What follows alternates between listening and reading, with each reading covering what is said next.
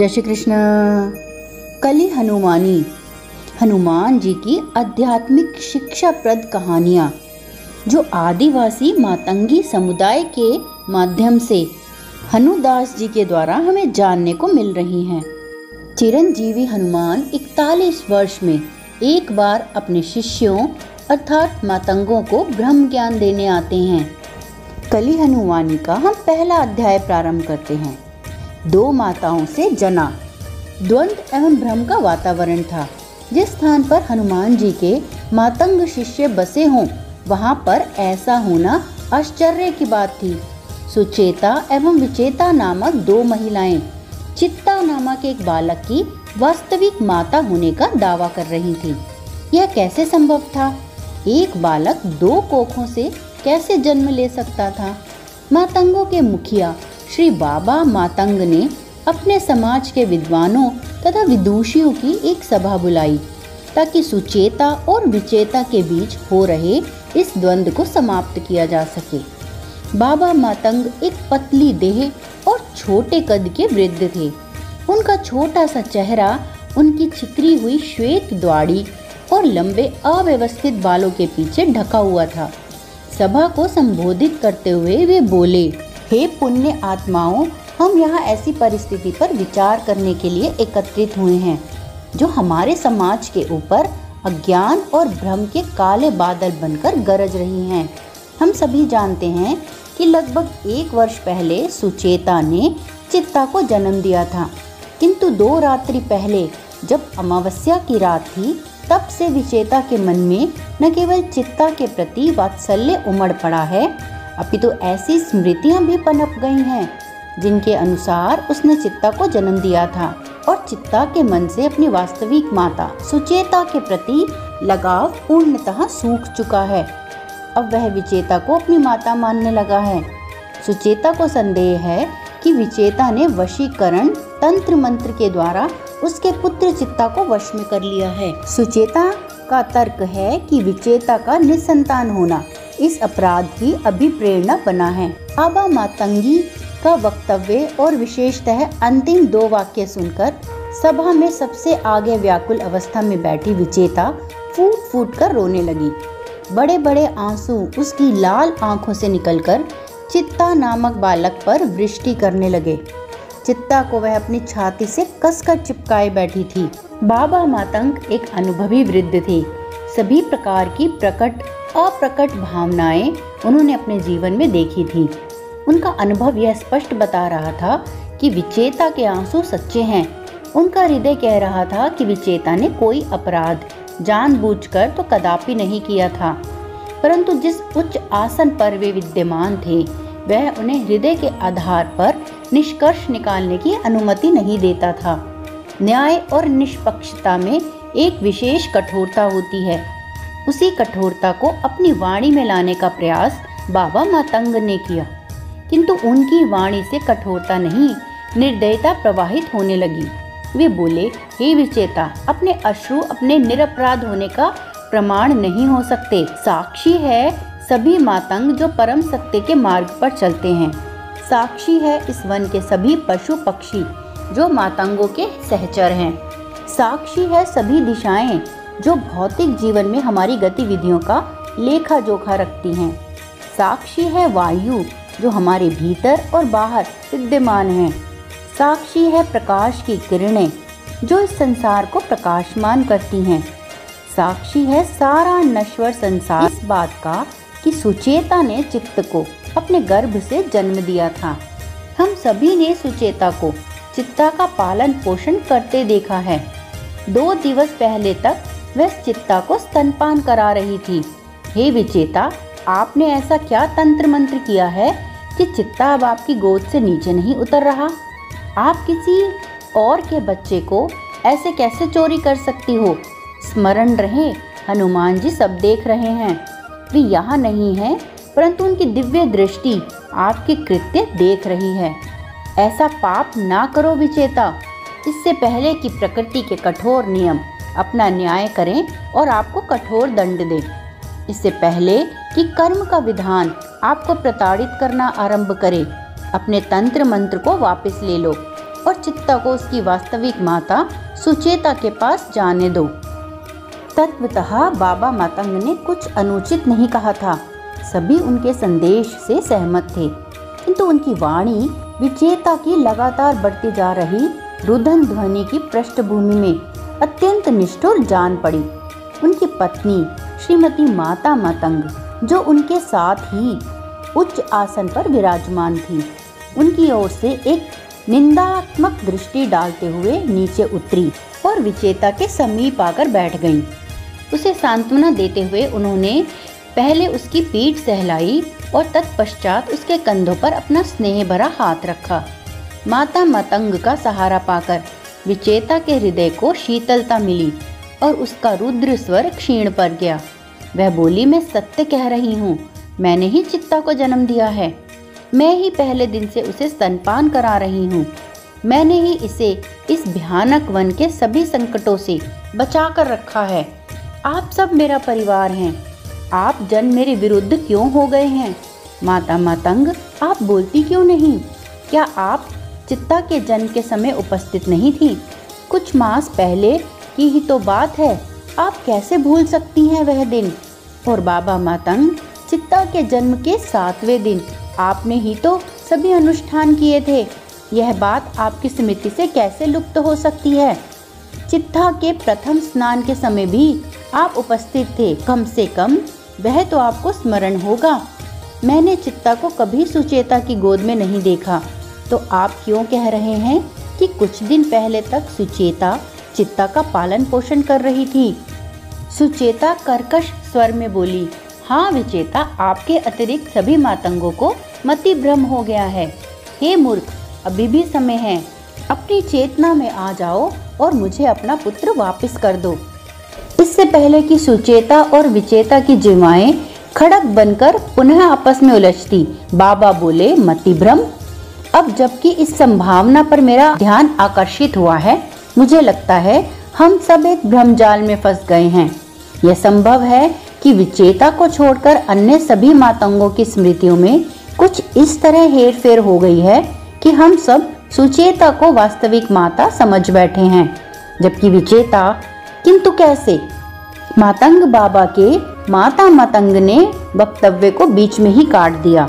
वो बोली, ब्रह्मांड में ऐसी कौन सी दुष्ट शक्ति है जिसने स्वयं हनुमान जी द्वारा संरक्षित उनके शिष्यों के साथ ऐसा करने का दुस्साहस किया है? यदि हम यह माने कि हम सब किसी दुष्ट शक्ति द्वारा रचित एक भ्रमजाल में फंसे हुए हैं, तो इस विषय पर चर्चा करना भी बेकार है, क्योंकि ऐसा करने का अर्थ होगा भ्रमजाल के मूल नियमों की पराधीनता स्वीकार करना। हमें किसी ऐसे तृतीय पक्ष की शरण में जाना चाहिए जो इस भ्रमजाल के बाहर निष्पक्ष एवं स्वाधीन हो। बाबा मातंग पश्चिमी पहाड़ियों के पीछे क्षितिज में अस्त हो रहे सूर्य की ओर देखते हुए बोले। बाबा के इस तर्क को सुनकर विचेता की रुदन सिसकियां क्षीण होते होते मात्र हिचकियां रह गई। सुचेता पर उनके तर्क का विपरीत प्रभाव पड़ा। वे झल्लाते हुए बोली, नहीं, मैं किसी भ्रम से ग्रस्त नहीं हूँ। मैं ही चित्ता की वास्तविक माता हूँ। मति भ्रम से ग्रस्त व्यक्ति भी ऐसा ही बोलेगा कि वह किसी भ्रम में नहीं है। बाबा विनम्रता से बोले, अंधकार की पहचान करने के लिए पहले प्रकाश से परिचय होना आवश्यक है, अन्यथा हम अंधकार को ही प्रकाश मान बैठते हैं। जैसा कि मैंने कहा, चर्चा का कोई औचित्य नहीं है। मैं अपने पूर्वजों से विचार विमर्श करने जा रहा हूँ, जो अतीत में निवास करते हैं। मुझे पूर्ण विश्वास है कि वे इस विषय पर निष्पक्षता के साथ विचार कर सकते हैं और हमें बता सकते हैं कि इस द्वंद्व और भ्रम का क्या मूल है। सूर्य अस्त हो रहा है, दिन पूर्ण होने को है। रात्रि, जो पूर्वजों से संपर्क साधने का सबसे उचित समय है, शीघ्र ही इस धरा का आलिंगन करने वाली है। मुझे बिना समय नष्ट किए पहाड़ी के शिखर पर पहुंचना चाहिए। बाबा के तर्क ने सुचेता को भ्रम में फंसे होने की संभावना को स्वीकार करने को बाध्य कर दिया। हिचकिचाते हुए उसने निवेदन किया, बाबा, क्या मैं भी आपके साथ आ सकती हूँ?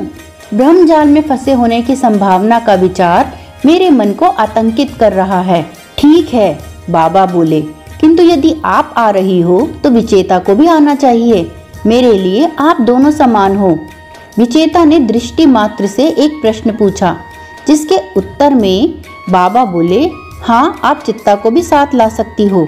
लगभग 2 घंटे की थका देने वाली किंतु आशापूर्ण चढ़ाई के पश्चात वे पहाड़ी के शिखर पर स्थित उस चट्टान की तलहटी में पहुंच गए, जिसे मातंग पूर्वजों की चट्टान के नाम से पुकारते थे। क्योंकि मातंग इस चट्टान पर प्रायः रात्रि के समय आते थे, उन्होंने उसके ऊपरी छोर में एक कुंडली तराश रखी थी, जिसमें रस्सी अटकाकर सहजता से चढ़ाई की जा सकती थी। किंतु उस शाम जब बाबा ने रस्सी का एक सिरा ऊपर की ओर फेंका, दूसरा सिरा जो उनके हाथ में रहना चाहिए था फिसल गया। घने अंधकार में उन्हें अपना हाथ भी दिखाई नहीं दे रहे थे। ये मानकर कि रस्सी का एक सिरा ऊपर चट्टान की कुंडली में अटक गया होगा और रस्सी लटक गई होगी, उन्होंने कदाचित लटकती हुई रस्सी को ढूंढने के लिए इधर उधर हवा में हाथ मारे। पूर्वजों से संपर्क साधने हेतु आए मातंग शीघ्र ही चट्टान की तलहटी पर हताश होकर बैठ गए। बाबा वापस अपने डेरे में जाने का मन बना ही रहे थे कि उन्हें अपनी आंखों के सामने रस्सी झूलती हुई दिखाई दी। उन्होंने तुरंत उसका एक सिरा झटक दिया। जब वे आश्वस्त हो गए कि रस्सी चढ़ाई के लिए उपयुक्त थी, वे चढ़ाई करने लगे। उनका रस्सी की असाधारण कोमलता पर ध्यान गया, किंतु उनके हाथ फिसल नहीं रहे थे। जिसकी तीव्रता से एक गिलहरी वृक्ष पर चढ़ती है, उसी तीव्रता से वे चट्टान पर चढ़ गए। ऊपर चढ़ने के पश्चात जब उन्होंने संतोष पूर्वक नूतन हवा में श्वास ले ली, तब उनका ध्यान इस बात पर गया कि जिस रस्सी से वे चढ़कर ऊपर आए थे, वह कुंडली में नहीं अटकी हुई थी। आश्चर्यजनक रूप से रस्सी चट्टान पर ऐसे ही पड़ी थी। रस्सी का छोर देखने की जिज्ञासा में उन्होंने सामने अंधकार में दृष्टि डाली और उन्हें दिखाई दिया ब्रह्मांड का छोर।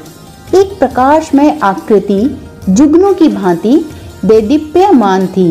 उन्होंने उस आकृति को पहचानने में तनिक भी देर नहीं की। वे कोई और नहीं अपितु चिरंजीवी हनुमान जी थे, जिस वस्तु के सहारे बाबा मातंग चट्टान पर चढ़े थे। वह कोई और रस्सी नहीं थी, वह तो हनुमान जी की पूंछ थी। वे चट्टान के ऊपर ध्यान मुद्रा में विराजमान थे। एक श्वेत तेजोमंडल उनके दिव्य मुख को शोभित कर रहा था। उनकी मुस्कान से एक विचित्र आभा स्फुरित होकर अंधकार में घुल सी रही थी। बाबा मातंग को जैसे सोने की खान मिल गई थी। वे अपने पूर्वजों से मिलने आए थे और उन्हें मिल गए थे उनके सभी पूर्वजों के चिरंजीवी गुरु। अपने चिरंजीवी गुरु के अकस्मात दर्शन पाकर बाबा मातंग का मुख खुला का खुला रह गया और आंखों की पुतलियां चौड़ी हो गईं। कुछ क्षण पश्चात उनका स्वयं अपनी देह से संपर्क टूट चुका था। उन्हें लग रहा था कि जैसे वे मात्र एक प्रकाश बिंदु हैं, किंतु उनकी देह कहीं लुप्त नहीं हुई थी। यदि कोई सामान्य व्यक्ति वहां होता तो उसे हनुमान जी नहीं दिखाई देते। उसे केवल बाबा मातंग चट्टान के मध्य मतिमंद अवस्था में गिरते, उठते और लुढ़कते दिखाई देते। मुख्य धारा के किसी तर्कशील व्यक्ति को बाबा मानसिक रोगी जान पड़ते और किसी भक्त को संभवतः ऐसा प्रतीत होता जैसे हनुमान जी की दिव्य शक्ति प्रवेश कर गई है। हनुमान जी को बाबा देह रूप में दिखाई दे रहे थे। उन्होंने देखा कि बाबा की देह पहले कुछ समय तक ऐसे कांपी जैसे वे भयंकर ज्वर से पीड़ित हो। तत्पश्चात चट्टान पर ऐसे पसरी जैसे कोई वस्त्र गिरा हो। तत्पश्चात हनुमान जी के चारों ओर ऐसे लुढ़कने लगी जैसे घूमता हुआ लट्टू। नश्वर देह किसी अनश्वर शक्ति के समीप कैसे व्यवहार करेगी, यह कोई नहीं बतला सकता। कुछ क्षण इसी भ्रांचित गतिविधि के पश्चात बाबा मातंग हनुमान जी के चरणों में साष्टांग नमस्कार की अवस्था में स्थापित हो गए। रात्रि के सन्नाटे में चट्टान पर गिर रही उनकी आंसुओं की बूंदों की ध्वनि स्पष्ट सुनाई दे रही थी। उठो बाबा, हनुमान जी का स्नेहिल आदेश हुआ। स्नेह जताते हुए हनुमान जी स्वयं नीचे झुके और बाबा के कंधों को स्पर्श करके उन्हें उठाया। बाबा न केवल शारीरिक रूप से खड़े हुए अपितु मानसिक रूप से भी अपनी देह में लौट आए। देखा कि सुचेता, विचेता और चित्ता भी उनके समीप खड़े हैं, तो उन्हें चट्टान पर आने का उद्देश्य स्मरण हो आया। उन्हें कोई शब्द नहीं सूझा, तो वे आदर पूर्वक सिर झुकाकर खड़े रहे। वे प्रतीक्षा करने लगे कि हनुमान जी उनके मन के विचारों को पढ़कर स्वयं ही वार्ता प्रारंभ करें। अपने विचारों को बाबा के विचारों में चल रहा था कि कैसे सुचेता और विचेता के बीच द्वंद्व के चलते वे यह भी भूल गए थे कि उनके इष्ट देव और गुरु हनुमान जी का आगमन अब होने ही वाला था।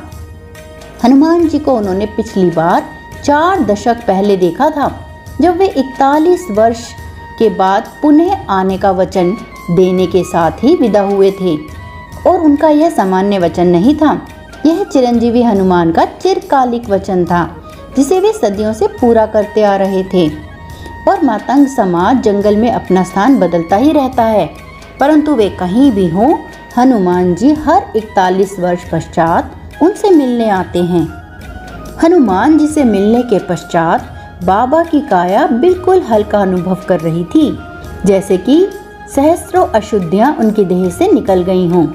जब हनुमान जी की चुप्पी उन्हें भारी लगने लगी, तो वे यजमान की भूमिका धारण करते हुए बोले, हे देव, हम नश्वर मनुष्यों के डेरे में आपका स्वागत है। मैं मातंग समाज की ओर से आपका आभार प्रकट करता हूँ। मैं जितना धन्यवाद करूँ उतना कम है। हम धन्य हैं कि आप पधारे हैं।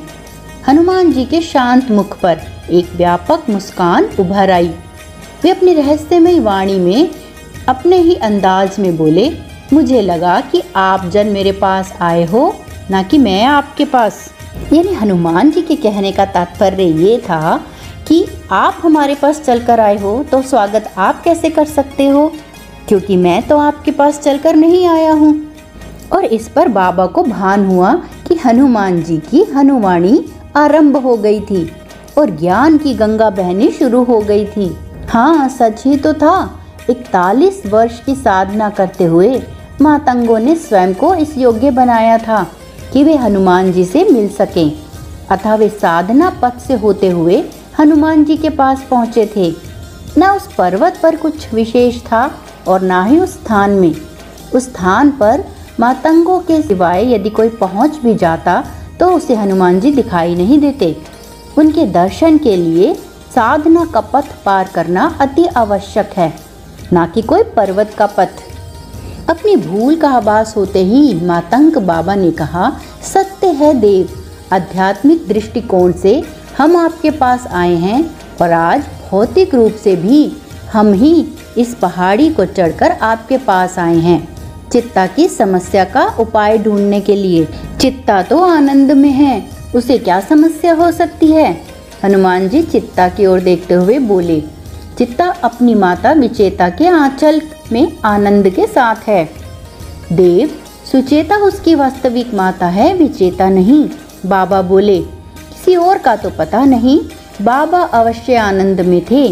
दशकों पश्चात ये पहली बार था कि वे किसी संकट को सुलझाने के भार से मुक्त थे, क्योंकि स्वयं संकट मोचन जो वहाँ उपस्थित थे। हनुमान जी बोले, बाबा, इस बात का निर्णय कैसे हम कर सकते हैं कि चित्ता की माता कौन है।